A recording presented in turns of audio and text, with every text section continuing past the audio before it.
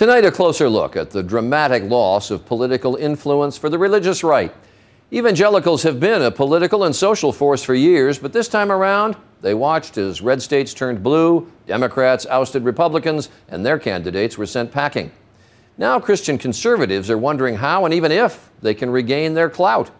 Here's Dan Harris.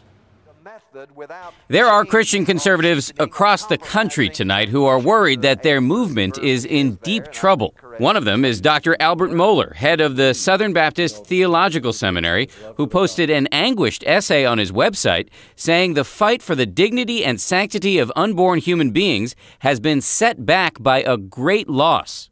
We're going to have some setbacks here. We're going to have some real days of disappointment. I think we need to be prepared for that.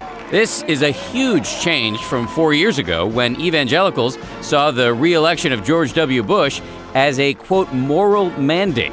Does everybody here feel that God intervened in this election? Absolutely. I believe the Lord elected our president, and I believe he put him in office. While Christian conservatives are heartened by the passage of gay marriage bans in Florida, Arizona, and California, they are nonetheless going from having one of their own in the White House to a man who, while openly religious, supports abortion rights and opposes a constitutional ban on gay marriage.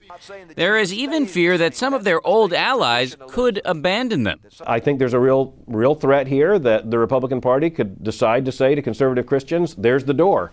We're going to move in a different direction. Mohler worries the party may feel it has to ditch the religious right in order to reach a broader audience, but others argue that evangelicals are such a large and reliable voting bloc, nearly 25% on Tuesday, that they cannot be ignored.